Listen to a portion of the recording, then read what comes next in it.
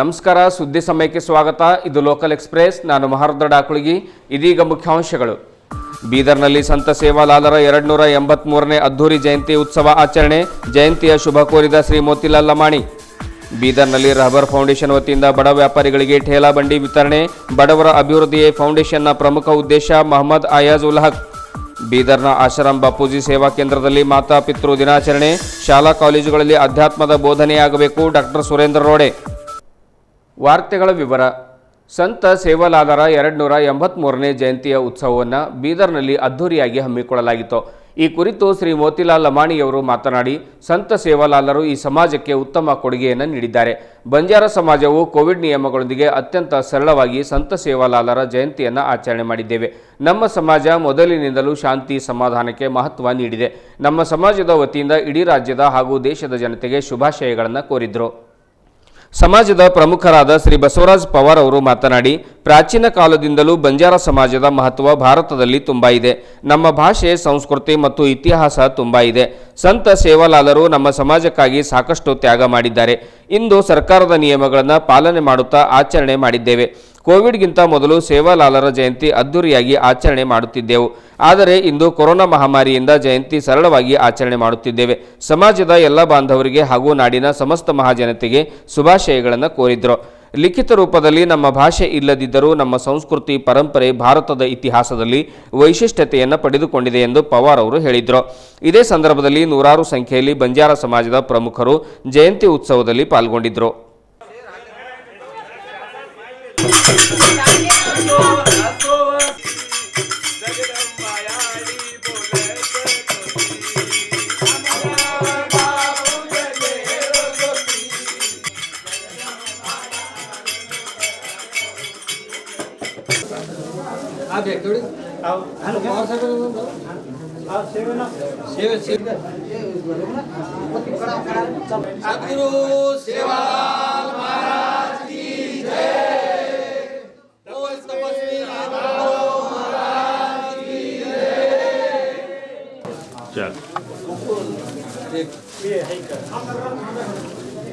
ಮೊದಲನೇದಾಗಿ ಶ್ರೀ ಸಂತ ಸೇವಾಲಾಲ್ ಮಹಾರಾಜರ ಜಯಂತಿಯ ಶುಭಾಶಯಗಳು ಎಲ್ಲರಿಗೂ ಕೂಡ. ಬಂಜಾರ ಸಮಾಜ ಇಂದು ಕೋವಿಡ್ ನಿಯಮಗಳನ್ನು ಗಮನದಲ್ಲಿಟ್ಟುಕೊಂಡು ಅತ್ಯಂತ ಸರಳವಾಗಿ ಒಂದು ಸಂತ ಸೇವಾಲಾಲ್ ಮಹಾರಾಜರ ಜಯಂತಿಯನ್ನು ಆಚರಿಸಿದ್ದೇವೆ. ನಮ್ಮ ಸಮಾಜ ಮೊದಲಿಂದಲೂ ಶಾಂತಿ ಸೌಹಾರ್ದತೆಗೆ ಬೆಲೆ ಕೊಟ್ಟಂಥ ಸಮಾಜ. ಅದನ್ನು ಗಮನದಲ್ಲಿಟ್ಟುಕೊಂಡು ನಮ್ಮ ಸಮಾಜ ಇಂದು ಏನು ಮಾಡಿದೆ ಅಂದರೆ ಒಂದು ಸೇವಾಲಾಲರ ಜಯಂತಿಯನ್ನು ಆಚರಣೆ ಮಾಡಿದ್ವಿ. ನಮ್ಮ ಸಮಾಜದ ವತಿಯಿಂದ ಈ ರಾಜ್ಯಕ್ಕೆ, ದೇಶಕ್ಕೆ ಎಲ್ಲರಿಗೂ ಕೂಡ ನಾವು ಶುಭಾಶಯಗಳನ್ನು ಹೇಳಲಿಕ್ಕೆ बयस्तीवी। भारत देश के अंदर प्राचीन इतिहास में बंजारा समाज का महत्व बहुत ही ऐतिहासिक एवं स्मरणीय है। बंजारा समाज का इसकी जो वेशभूषा, भाषा और फिर इसका जो संस्कार है, इस संस्कार को लेकर के पूरे विश्व में बंजारा समाज एक गुरु को मानते हुए आ रहा है। परम आदरणीय पूज्य संत सेवालाल महाराज जी की आज 283वीं जयंती के उपलक्ष्य में बीदर ज़िले में आज कोविड का जो नियम है, इस नियम को लेकर के सरकार के जो निर्देश है उसको पालन करते हुए आज हम बहुत ही सरलता से यह आचरण किए हैं। बीदर नगर में पिछले कई सालों तक कोविड आने से पहले बहुत बड़े पैमाने पे बीदर ज़िले में हम ऐतिहासिक रैली के तौर पे बंजारा समाज को एकत्रित करते हुए यहाँ पे हम आचरण करते थे। आज ये दुर्भाग्य है, पूरे जगत के अंदर ये कोरोना फैला हुआ है। इसको रोकथाम करने के लिए सरकार के जो नियम है उसको पालन करते हुए हमने आज बहुत ही सरल ढंग से अपने गुरु की जयंती यहाँ पे आचरण किए हैं, मनाए हैं। एक बात मैं कहना चाहता हूँ, पूरे विश्व के अंदर बंजारा समाज एक ऐसा समाज है जिसकी लिखित में कोई संवैधानिक भाषा नहीं है, लेकिन यहाँ का भी बंजारा और फिर अब्रॉड में रहने वाला भी बंजारा, यानी कोई भी देश का, कोई भी प्रदेश का, कोई भी भाव का, कोई भी भक्ति का यदि वो बंजारा है तो एक बात में वो अपने आप को जो है बहुत ही निकट और बहुत ही आत्मीय सा एक बोली के ऊपर वो अपनी पहचान बनाता, यही इसकी विशेषता है। आज इस उपलक्ष्य में मैं समस्त बीदर जिले के समस्त नागरिकों को संत सेवालाल महाराज की जयंती के उपलक्ष्य में सबको शुभकामनाएं देते हुए, मैं अपने समाज के सभी भक्तों को भी शुभकामनाएं देते हुए मैं 2 शब्द को यहाँ पे विराम देता हूँ। धन्यवाद। जय सेवालाल। ಕರ್ನಾಟಕ ರಾಜ್ಯದ ಬೀದರ್ ಜಿಲ್ಲೆಯಲ್ಲಿ ಬಂಜಾರ ಸಮಾಜದ ಸಮಸ್ತ ಭಕ್ತಾದಿಗಳೆಲ್ಲರೂ ಕೂಡಿ ಇಲ್ಲಿ ಸಮಾಜದ ನೌಕರಶಾಹಿ ವರ್ಗ, ಸಮಾಜಕ್ಕೆ ಕಾರ್ಯವನ್ನು ಮಾಡ್ತಕ್ಕಂಥ ಎಲ್ಲ ವಿಭಾಗಗಳ ನಾಯಕರು, ಮಹಿಳೆಯರು ಎಲ್ಲರೂ ಕೂಡಿ ಬಹಳಷ್ಟು ವಿಜೃಂಭಣೆಯಿಂದ ಈ ಆಚರಣೆಯಲ್ಲಿ ಭಾಗಿಯಾಗಿದ್ದೇವೆ. ಆದರೆ ದುರ್ದೈವದ ಸಂಗತಿ ಏನಂತಂದರೆ, ಕರ್ನಾಟಕ ರಾಜ್ಯದಲ್ಲಿ ಕೋವಿಡ್ ನಿಯಮವನ್ನು ಪಾಲನೆ ಮಾಡಬೇಕು ಅಂತಕ್ಕಂಥ ಸರ್ಕಾರದ ಆದೇಶವನ್ನು ಪಾಲನೆ ಮಾಡಿ ಭಾಳಷ್ಟು ಜನಸಂಖ್ಯೆಯಲ್ಲಿ ಸೇರಬೇಕಾಗಿರ್ತಕ್ಕಂಥ ಜನಗಳು ಸೇರಿಸಲಿಕ್ಕೆ ಆಗಲಿಲ್ಲ. ಅದಕ್ಕಾಗಿ ಕರೋನಾದ ನಿಯಮದಂತೆ ನಾವು ಸರ್ಕಾರದ ನಿಯಮವನ್ನು ಪಾಲನೆ ಮಾಡಿ ಇವತ್ತು ಈ ನಮ್ಮ ಬೀದರ್ ಜಿಲ್ಲೆಯಲ್ಲಿ ಕೇಂದ್ರ ಸ್ಥಾನ ಆಗಿರ್ತಕ್ಕಂಥ ಬೀದರ್ ಜಿಲ್ಲೆ, ಇಲ್ಲಿ ಎಲ್ಲ ಸಮಾಜದ ಬಂಧುಗಳು, ಭಕ್ತಾದಿಗಳು ಎಲ್ಲರೂ ಬಂದು ಸಹಕಾರವನ್ನು ಕೊಟ್ಟಿದ್ದಕ್ಕಾಗಿ, ಈ ಜಯಂತಿಯ ಕಾರ್ಯಕ್ರಮದಲ್ಲಿ ಭಾಗಿಯಾಗಿದ್ದಕ್ಕಾಗಿ ಎಲ್ಲರಿಗೆ ನಾನು ಹೃದಯಪೂರ್ವಕವಾದಂಥ ನಮಸ್ಕಾರಗಳನ್ನು ಹೇಳಿ ಈ ನನ್ನ 4 ಮಾತಿಗೆ ವಿರಾಮ ಕೊಡ್ತೀನಿ. ಜೈ ಹಿಂದ್, ಜೈ ಸೇವಾಲಾಲ್. ರಹಬರ್ ಫೌಂಡೇಶನ್ ಬೀದರ್ ವತಿಯಿಂದ ಇಂದು ಬೀದರ್ ನಗರದಲ್ಲಿ ಅರ್ಥಪೂರ್ಣ ಯೋಜನೆ ಹಮ್ಮಿಕೊಳ್ಳಲಾಗಿತ್ತು. ಬೀದಿ ಬದಿಯಲ್ಲಿ ವ್ಯಾಪಾರ ಮಾಡುವ ಬಡ ವ್ಯಾಪಾರಿಗಳಿಗೆ ಸುಂದರವಾದ ಠೇಲಾ ಬಂಡಿಯನ್ನು ವಿತರಣೆ ಮಾಡಲಾಯಿತು. ಫೌಂಡೇಶನ್ನ ಪ್ರಮುಖರಾದ ಮೊಹಮ್ಮದ್ ಆಯಾಜ್ ಉಲ್ ಹಕ್ ಅವರು ಮಾತನಾಡಿ, ಬಡವರು ಬಂಡಿ ಖರೀದಿಸಲು ಪರದಾಡುವ ಇಂದಿನ ಸಂದರ್ಭದಲ್ಲಿ ಸುಮಾರು 15,000 ರೂಪಾಯಿ ಮೌಲ್ಯದ ಬಂಡಿಯನ್ನು ವಿತರಣೆ ಮಾಡಿದ್ದೇವೆ ಎಂದು ತಿಳಿಸಿದರು. ಬೀದರ್ನಲ್ಲಿರುವ ಸುಮಾರು 96 ಬಡವರಿಗೆ ಬಂಡಿಗಳನ್ನು ವಿತರಣೆ ಮಾಡಲಾಯಿತು. ಹಣ್ಣು ಹಂಪಲು, ತರಕಾರಿ ಹಾಗೂ ತಿಂಡಿ ತಿನಿಸುಗಳನ್ನು ಮಾರಾಟ ಮಾಡುವ ಬಡ ವ್ಯಾಪಾರಿಗಳಿಗೆ ರಹಬರ್ ಫೌಂಡೇಶನ್ ವತಿಯಿಂದ ಬಂಡಿ ವಿತರಣೆ ಮಾಡಿದ್ದೇವೆ. ವ್ಯಾಪಾರಿಗಳು ಅದನ್ನು ಸದುಪಯೋಗ ಮಾಡಿಕೊಂಡು ತಮ್ಮ ಜೀವನ ಉಜ್ವಲಗೊಳಿಸಿಕೊಳ್ಳಬೇಕೆಂದು ಮೊಹಮ್ಮದ್ ಸೈಯದ್ ಮನ್ಸೂರ್ ಅಹಮದ್ ಖಾದ್ರಿ ತಿಳಿಸಿದರು. ನಮ್ಮ ವ್ಯಾಪಾರ ಉತ್ತಮವಾಗಿ ಮಾಡಲು ರಹಬರ್ ಫೌಂಡೇಶನ್ ಉತ್ತಮವಾಗಿ ಕಾರ್ಯ ಮಾಡುತ್ತಿದೆ. ಹೀಗಾಗಿ ಅವರಿಗೆ ಅನಂತ ವಂದನೆಗಳನ್ನು ಸಲ್ಲಿಸುತ್ತೇನೆ ಎಂದು ವ್ಯಾಪಾರಿಯೊಬ್ಬರು ತಿಳಿಸಿದರು.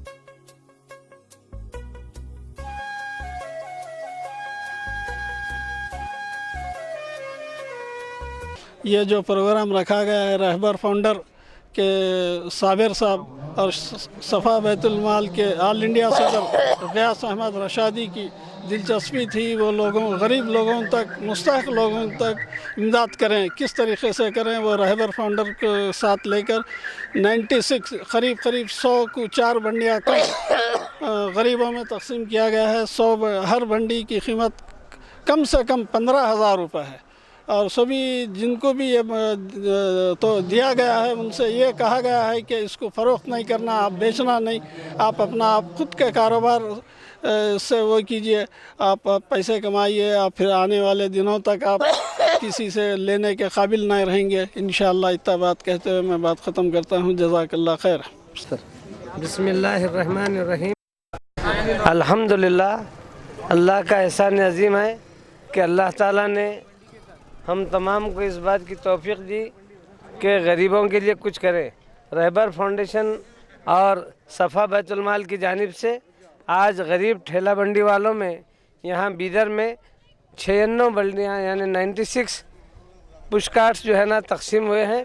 सिर्फ पुशकार्ट नहीं बल्कि उसके साथ उनका रोज़ाना का जो सामान होता है, जैसे अगर फ्रूट बेचने वाला है तो फ्रूट, तरकारी बेचने वाला है तो तरकारी, मिर्ची भजियों का कारोबार करता है तो उसको उसका सामान, जो आदमी जो काम करता है उसको उसके एतबार से कुछ मटेरियल भी फराहम किया गया है ताकि वो इसके ज़रिए अपने उस पर लग जाए, काम पर लग जाए।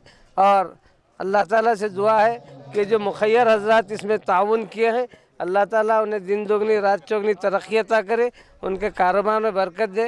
ये सफ़ा बैतुल माल हैदराबाद और रहबर फाउंडेशन के जानिब से ये काम किया गया है। ये रहबर फाउंडेशन का मकसद ये है कि जो बेरोज़गार लोग हैं उनको रोज़गार देना, ये इसका मकसद है। और अल्हम्दुलिल्लाह रहबर फाउंडेशन ने सफ़ा बैतुल माल के कोलैबोरेशन से और अल्हम्दुलिल्लाह पूरी तरह ये अच्छी बंडियाँ तैयार की गई हैं, बहुत कीमती बंडियाँ हैं और सामान भी बहुत अच्छा रखा गया है। पर बंडी के साथ सामान के साथ 15,000 रुपये का खर्च है और 96 बंडियाँ, ये ठेला बंडियाँ दी गई हैं, ये पुश कार्ड्स हैं। और इसका मकसद जो बेरोज़गार हैं उनको रोज़गार देना मकसद है इसका। और आज जो काम हुआ बीदर में हुआ है और हैदराबाद में 400 बंडियाँ दे चुकी हैं और गुलबर्गा में और बीदर में, ज़हीराबाद में, सदासीपेट में और संगारेड्डी में ये तमाम काम हुआ है। इसमें फ्रूट्स है और मिक्स वेजिटेबल है और देखिए प्लास्टिक की बंडी है, इस तरह के बहुत से सामान देते हैं। जी कुछ नहीं है, 1 रुपया पैसा नहीं है, पूरा सर्वे करते हैं जो गरीब लोग रहे हैं। ये हमसे मत पूछिए, जो लोग ले जा रहे हैं उनसे पूछिए, ठीक है। ಸುದ್ದಿ ಸಮಯದಲ್ಲಿ ಇದೀಗ ಚಿಕ್ಕದೊಂದು ವಿರಾಮ.